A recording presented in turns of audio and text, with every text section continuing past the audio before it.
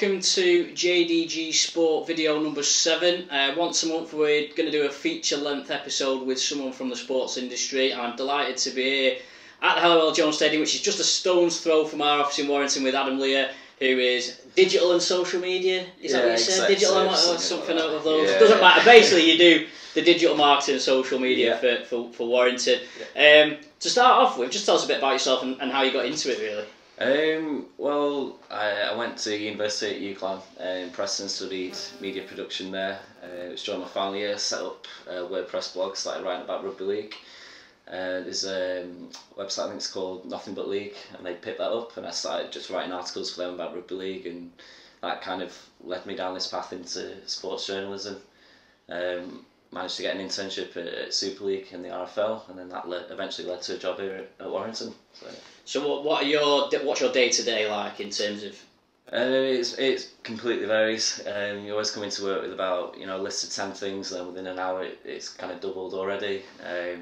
Obviously it's just kind of organising and scheduling a lot of the social media and the website content, but also creating the content. And I think this year in particular been a lot more proactive and looking ahead. So.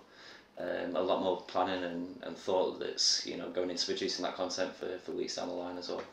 I suppose you're a bit different. You're obviously a bit younger than me. Certainly before when I was wanting to be a sports journalist, it was writing for a paper. That was pretty much all there was. Whereas now it's completely different. Is that something that's developed for you? Did you anticipate doing this sort of thing you're doing now when you looked at becoming a sports journalist? Yeah, to be honest, obviously I went to study sports journalism at a place called News Associates, and that was a lot of that course was very much kind of local news, that kind of ideology, that sort of print journalism, but there were elements of broadcast, and I think as well my background in media production as well. I always wanted to utilise like a wide range of multimedia, just become like a multimedia journalist, I guess. And my aspiration was to always work for a club. I never thought I could work for the club I grew up supporting. But yeah, it suits me. It suits what I want to do day to day. So yeah, it's a good fit. You mentioned that you support Warrington. Do you think that makes it easy? Makes your job easier in some ways? Yeah, it's easy in a lot of ways. I think you come to work and you enjoy what you do. Obviously, I love the club, so I want to do what in my work I want to do justice. I want to do the club proud. Attendances have dropped across Super League, but here at Warrington over the past 5 years, and that stuff like that gets to me, that drives me on. I want to see this club succeed and do well. There are some times I'm on the press bench here in the North Stand. I used to be over there in the South Stand, so sometimes it can get frustrating. Just wish you were stood over there as a fan, and especially last year Challenge Cup final, grand final.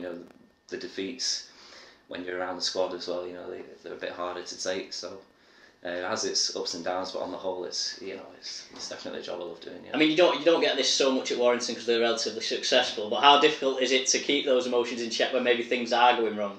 Yeah, it's something. Actually, my boss has commented to me before that I do a good job at keeping my emotions in check and stuff. At the end of the day, it's your job, and you got to have that level of professionalism as well. I think I'm kind of clued on in that aspect. Yeah. And in terms of Warrington this season, everyone's giving Warrington big raps for what they're doing marketing-wise. We've had bad blood, stuff like that. Is that a collective thing at the club that everyone's pushing towards in the right direction? Yeah, definitely. Just as a marketing and media team, we sat down in the off-season. We just, we looked, I mentioned before about dwindling attendances, and we just kind of said that's got to stop. We need to come up with a new digital and social strategy and marketing plan, and we just literally went through and we came up with all these action points. What do we want the fans to experience on a game day? What do we want fans to see on social media, on our website? And it's just brilliant to see everything that we devised and came up with being actioned, and then having a reaction. And so far, the attendances are up, the fans. There's a real buzz around the sport and around the town at the moment, which you can feel. You mentioned we're hearing all this kind of positive feedback, but to us, it's just we're just doing our job, what we set out to do, and it's just fantastic. It's paying dividends. Yeah, I mean, in many ways, it should be a given, really, shouldn't it? Doing that level of marketing, that's what it's all about. Is that what you're measured on then? Is that something, the specific ticket sales numbers, is that something that drives you and your team? Yeah, definitely. Me personally, it's been really satisfying to be able to put out, that, for example, against Wigan, we had the 3 home stands were all sold out. Nothing would please me more this season at some point to put out that post about the stadium being completely sold out. I think that's something we all strive for. We just want the club to do well. We want the fans to come to Hallwell Jones Stadium, completely enjoy the game day experience and then keep coming back. And we just want to grow the sport, grow our club, grow our brand. So at the moment, I think we're on the right path. Still got a long way to go, but we're definitely heading in the right direction. So is that something in your office day to day? It's like, we've sold 10,000 tickets. What can we do to push a few more through? Is that? Yeah, definitely. And for me, it's digital and social, but there's so many different other avenues. Targeting our members with emails, non-members with emails, and going around the town and putting out promos and videos and posters and stuff. So there's so many different aspects to it, but ultimately, we want to be promoting ourselves around the town. Yeah. And this season, you've gone a little bit more edgy. I've seen a few edgy-ish type tweets. Yeah. I think recently. I'm trying to think of the Wigan one recently. I think it was, but. How is that something that's difficult to judge? I mean, one that I've mentioned on a few of these shows is the AS Roma model, which I'm sure you're probably aware of. How difficult is it to get that right, and how much support or restrictions do you get from the people above you in terms of doing that? No, the people above are very supportive. We've got a brilliant chief exec, Carl Fitzpatrick, who's really advocates that. He says it all the time. We need to be close to the bone, and ultimately that's what promotes the game. We've done in the off season. I've done a lot of research, spoken to the guys who run the UFC, digital and social. I've looked at boxing as well, American football, and they're kind of big on the rivalries, and that's something that a lot of people have pointed out in rugby league that has declined over the years. That intensity with the rivalries has gone. So, we did a lot. You touched on it there, bad blood around the Wigan game. We were trying to build up that rivalry again. And yeah, we actually saw a post that the Rabbitohs did last season. They have quite a few digs with the Roosters, and there was a post where it had like the massive Rabbitohs logo was really blown up, and it had the Roosters kind of diminished, and it was like forever in our shadow, that sort of thing. And that kind of shocked me at the time, and I was like, how do you get away with that? Yeah. But ultimately, that's what we're doing now on quite a regular basis. But I think you've got to, it still has to be sporadic, and it has to be well judged. Otherwise, you just become like a banter account or Yeah, because you're still ultimately you're still representing the club. You're the professional, official side of the club, aren't you? Definitely. It's just about judging it, but where you can be tongue in cheek, or where you can be close to the bone to promote something. I think ultimately that's a good thing. And how have the fans responded to it? Because of course you've got an existing fan base, which of course you always want to keep on side, but the majority of the stuff you do, as well as keeping those engaged, is about attracting new fans, isn't it? Yeah, definitely. Like I said, we've had a hell of a lot of positive feedback so far. Hopefully, we're very good within that rugby league bubble, and we just want to kind of break out more and kind of pick off general sports fans. I saw at the weekend. You might have seen the clip of Steph Ratchford doing the kick on the touchline, and Wolfie was kind of mimicking him behind him. And that made it onto the BBC Sport Facebook. No, I can't remember the last time rugby league was on the BBC Sport Facebook. And it's quirky, it's different. It's not actually really showcasing, rugby league as a sport. It's it's a gimmick, but ultimately it managed to break out into that general sports media. So hopefully, we want to, make a lot of noise and get Warrington into that general sports media. Yeah, Wolfie's had his own headlines this season, hasn't he? After the Saints, the St Helens incident as well at the start of the season, which, and the Wakefield thing, like you say, was really good, because some people criticised it, but I thought it was great, because ultimately, if the mascot can't have fun, well, what's he there for? Because that's the whole reason he's there. Was he set up to do that, or is that just something that he's done himself? Yeah, it was. Yeah, it was set up. David Fafita was definitely in on the joke, and he's a top bloke. He's completely. I think he commented himself that he was humbled by it, which is brilliant to see. Like I said, the fact that we're talking about it now is is perhaps an indication of how successful it was, and that, like I said, that's what it's all about. Yeah, and I think as well, Wolfie is becoming you know, we're quickly working out that Wolf is becoming a massive asset for our digital and social as well. You know, obviously analysing the social media stats every week, wherever we do something kind of gimmicky with Wolfie, it's right up there in the top 3, top 5 posts. So that's something we're definitely going to look to continue doing. Warrington, as a town, predominantly rugby league town, and of course it's ingrained in the culture of the town. Does that make your job easier in some ways, or does it sometimes make it more difficult because the club is sometimes perhaps complacent, even that they think people are going to turn up no matter what?